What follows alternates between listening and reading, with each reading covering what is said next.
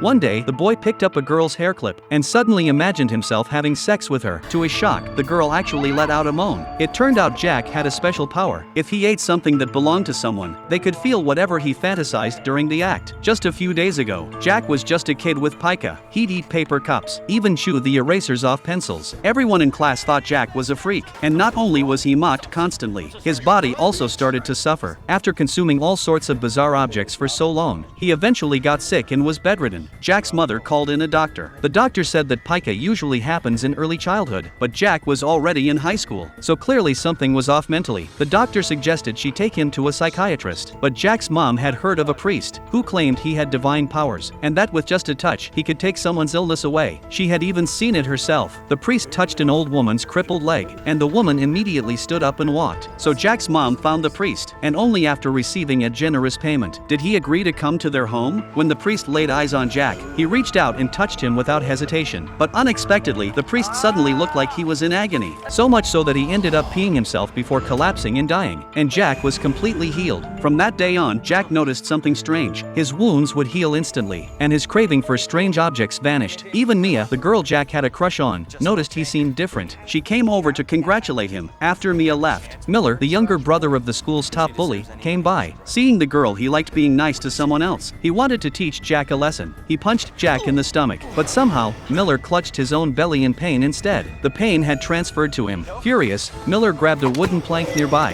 and smashed it over Jack's head, but the one who bled was still Miller. Horrified, he turned and ran. The next day in class, Jack noticed that Mia's headband had fallen to the floor. He picked it up and couldn't help but chew off the label. But the headband didn't belong to Mia. It had been a gift from her best friend, Sarah. And strangely enough, as Jack fantasized about Mia's scent, his mind took them both to a bedroom. Even Sarah was there. They sat on either side of Jack, tending to him, and before long, Jack reached his climax. That's how he discovered another strange power, but he had no idea that this power was going to bring him real danger.